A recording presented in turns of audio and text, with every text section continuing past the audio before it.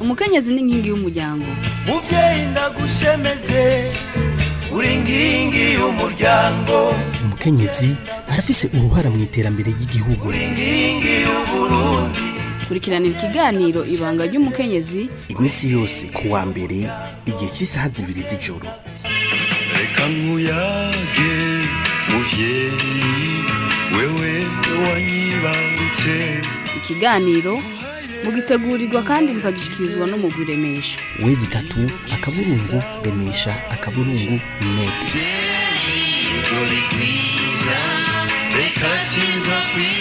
Turi ku munsi wa mbere igenekerezo rya 4 Nyandagaro umwaka wa 2025. Ndabaramukije ndabaha n'ikaze muri kino kiganiro cahariwe abakenyezi n'abigeme n'agateka kabo. Ibanga ry'umukenyezi muzoza murakurikirana iminsi yose ku wa mbere kuri Remesha magazine. Muriko murakurikirana Remesha magazine. Ikiganiro cy'uno munsi tukaba twakibateguriye mu gihe mu Burundi amabi n'ihohoterwa bishingiye ku gitsina bikiri ikibazo gikomeye kikigaragara mu buzima bwa buri munsi, aho ndetse no mu mashuri y'abana bakiri bato n'ayabisumbuye bidasiba kwibonekeza mu barezi babo. Abo bana bakiri bato, inkumi ndetse n'abakenyezi bakaba bakunzwe gukorerwa ubwo bubisha, nabo bari bakwiriye kubarinda no kubakurikirana mu buzima bwabo bwa misi yose. Ikibabaje kenshi usanga abakora ibyo byaha badakurikiranwa uko bikwiye mu butungane, ugasanga ahubwo wakorewe ayo mabi ariwe ariko arahagoregwa.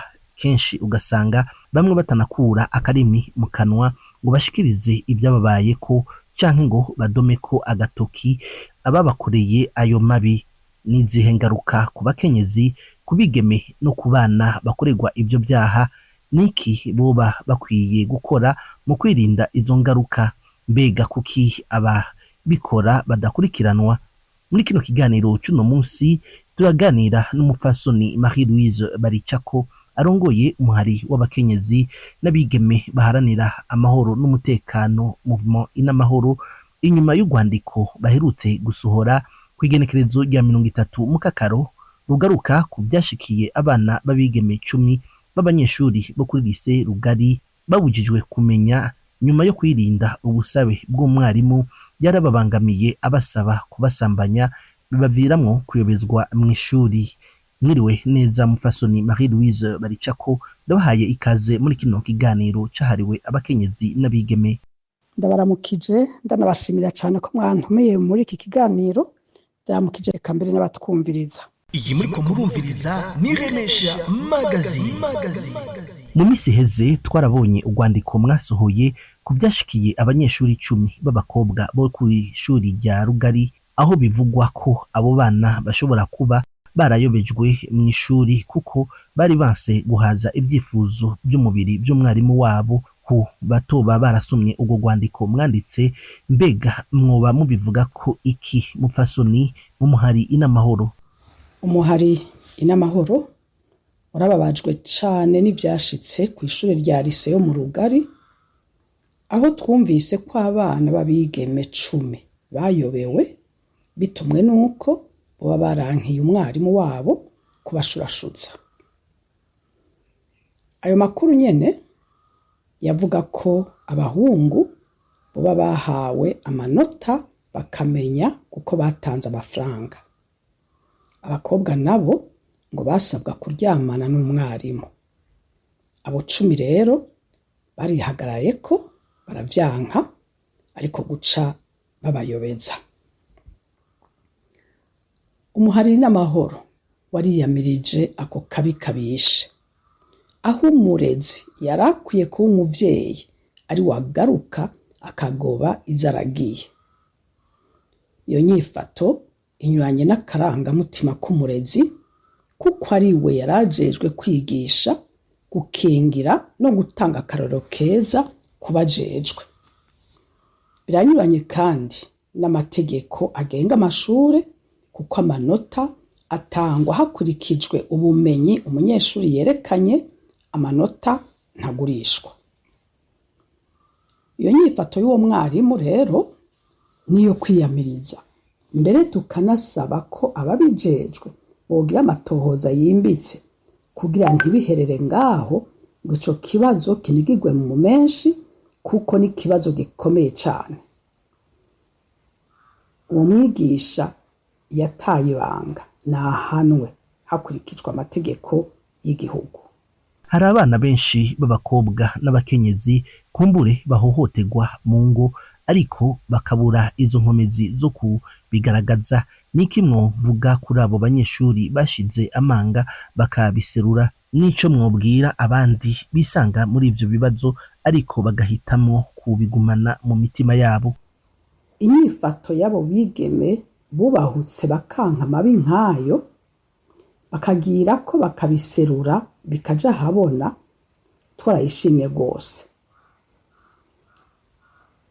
Kenshi birazwi ko amabi akorerwa abakenyezi mu Burundi adakunda kuja habona kumva zitandukanye, na cane cane kusanga mu kibano batabashigikira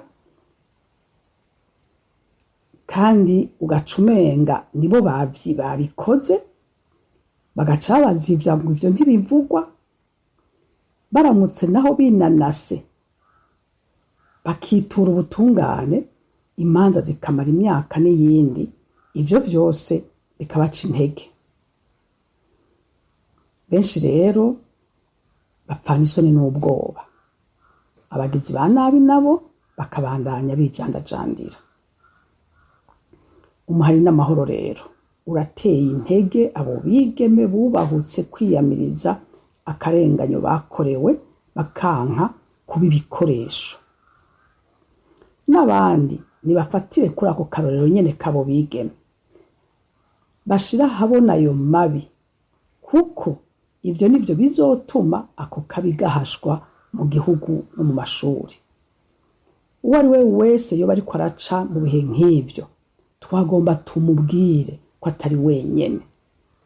Ni vyiza ko yovuga ivyamushikiye akabibwira umuntu yumva yizeye, canke akitura ya mashirahamwe asanzwe abifashamwo, canke naho akabishikiriza ubutungane kugira ngo agateka kiwe kubahirizwe. Ico nico kizohasha ako kabi kikanatabara n'abandi babikorerwa ntibabivuge canke abazobikorerwa ejo. Hey, hey, Remesha Magazine. Reka tugaruke ku burezi.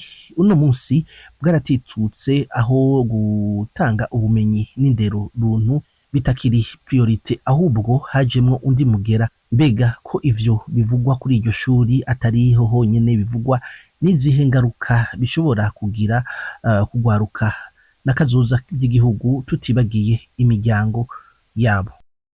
Ivugwa kuri iryo shuri rya Rugari siho honyene, turumva hirya no hino ko n'ahandi henshi bimaze gushika. Ugasanga abigeme benshi baranataye ishure kubera basamye inda, kandi kenshi zagirizwa abarimu babo canke abarongoye ayo mashuri. N'ingendo rero ikwiye gutuzwa kuko ifise ingaruka mbi nyinshi cane ku gihugu, ku miryango, kugwaruka rwacu. Icambere, agateka kabigeme kaba gahonyanzwe,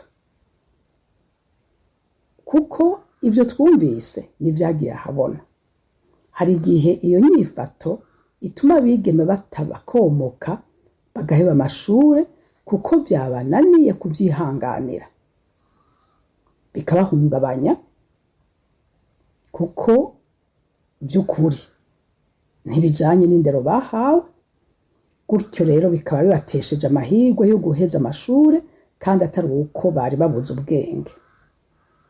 Ikindi, bene izo nyifato zituma abavyeyi n'abanyeshuri batakigirira icizere ishuri, kuko inyuma y'indero abana bahabwa n'abavyeyi kw'ishure niho hantu hagira kabiri umwana yategerezwa kuba ariko arahegwa ubundi bumenyi bwunganira ivyo bakura ku bavyeyi. Mu gihe rero abarimu bitwara gutyo, abavyeyi baracika intege, abana bakabura iyo baja n'iyo bava. Ikindi kandi nuko atashaka umunyeshuri azosubira guha ivyigwa mu gihe azi ko ashobora kumenya aciye mu zindi nzira. Aha rero umwarimu ntazoba akiriko atanga ubumenyi, ahubwo azoba ariko arica urwaruka. Mu muhari n'amahoro tukibaza rero iki kibazo: none urwo rwaruka ari rwo Burundi bw'ejo rumenyereye kuronka ibiciye mu nzira nk'izo, rugahemberwa gutibanga, rugahabwa ivyo rutakoreye, rutanakwiriye, ejo igihugu kizoheza gitwagwe gute nande?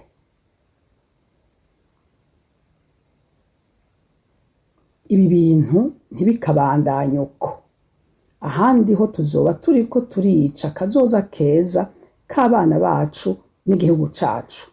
Arico gituma dukwiye gufashanya twese tugasemerera ayo mabi akorerwa abigeme agahagarara. Mu gusozera n'akahe kamo mwotera abarundi, abavyeyi, urwaruka, kumbure n'abatwara igihugu, cane cane ubutungane n'abandi barabwa n'ikibazo c'indero y'urwaruka? Umuhari n'amahoro wifuza kwibutsa abavyeyi kwama hafi cane y'abana babo, bababwire, bame babibutsa iciza n'ikibi, ikizira n'ikitazira, babumvirize, babashigikire, ntibabazibize mu gihe cose habaye ingorane nk'izashikiye abo bigeme bo muri lise ya Rugari. Ntibatererane ikibazo ngo bigwanire bonyene, bakurikirane cane cane ingene inyigisho zigenda ku mashure n'ingene abana babayeho ku mashure kugira ntibazihave bayora basheshe. Akandi kamo tugatera abajejwe indero, nabo nyene barakwiye gukurikiranira hafi ibibazo biri muri ico gisata, bakabitorera umuti, kuko ingorane z'amabi afatiye ku gitsina ku mashure yabaye umurengera. Ivyo vyofasha amashuri akingiwe, abigeme boyajamwo badahahamutse ngo bahabe bakebaguzwa batinya ibishobora kubashikira, ahubwo bashira umutima ku cabajanye, ukwiga no kwiga neza. Ikindi gikwiriye no kwigisha abarezi b'amashure uburyo bwo kwama basuzuma ko umwana w'umwigeme ashobora kuba ariko arahohoterwa canke afise ikindi kibazo kimuhahamura, gutyo bakazitira hakiri kare ibikunda gushika ntibabimenye kuko atawumenye babifitiye. Ubutungane nabwo twobusaba ko butosubira kuza burafata minenegwe bene ivyo bibazo, canke ngo bukingire ikibaba abagizi ba nabi. Nk'uyo mwarimu yagirizwe iki kibi yarakwiye guhanwa n'amategeko, bikanabera akarorero abakora bene ivyo bintu nkawe. Aha rero n'urwaruka rurahafise uruhara rukomeye. Twashaka kwibutsa abana, urwaruka, abigeme n'abahungu bahaguruke, bafadikanye, bagwanira agateka kabo, banke gukoreshwa no gukorerwa mabi nkayo, bubahuke bavuge aho guhora ngo basange bakingiye ikibangamira agateka kabo. Si igikorwa c'abakobwa gusa, si igikorwa c'abagore gusa, ni igikorwa c'abarundi bose, cakiremwa muntu wese. Abagabo n'abahungu nibo bafata inzira bakabihagurukira, uwo munsi nyene tuzobona icahindutse. Abarundi n'abarundi kazi twese birakwiye n'ukuri ko twanka tukagwanya mu buryo bwose amabi nkayo, kuko gukingira inyigisho n'indero nziza y'abana niyo nzira yo gutegura kazoza keza k'imiryango n'igihugu. Murakoze. Munkundire ndabashimire cyane mufasoni ku kigoro mwagize mukadufasha kino kiganiro, nizere ko no hanyuma muzotwitaba nitwabajya kara. Murakoze cyane kuri iki kiganiro, ndashimiye n'abatwumvirije kandi no hanyuma murampamagara ndi hafi nzobitaba n'umurimo dusangiye. Ndabashimire namwe mwese mwariko murakurikirana kino kiganiro, ndabahe kandi irindi sango ryo ku munsi wa mbere uza nk'aya mango, nayo ibiganiro byacu n'uturirimbo twiga nino birabandanya kubashikira ku murongo wacu wa www.remesha.net/radio. Mufise ico muduterera mwotwandikira kuri email yacu dizeye87@remesha.net. Shimire Irakoze Yves yadufashije mu gutunganya amajwi ya kino kiganiro. Frank Espoir Ndizeye nariko ndakibashikiriza ndabikebanuye naho ubutaha. Umukenyezi ni inkingi y'umuryango. muvyeyi ndagushemeze uri inkingi y'umuryango. umukenyezi arafise uruhara mu iterambere ry'igihugu. uri inkingi y'uburundi. Kurikiranira ikiganiro ibanga ry'umukenyezi Imisi yose ku wa mbere igihe cy'isaha 2 z'ijoro. reka nkuyage muvyeyi wewe wanyibangutse. ikiganiro mugitegurirwa kandi mukagishikirizwa n'umugwi Remesha. Wezi 3 akaburungu remesha akaburungu net.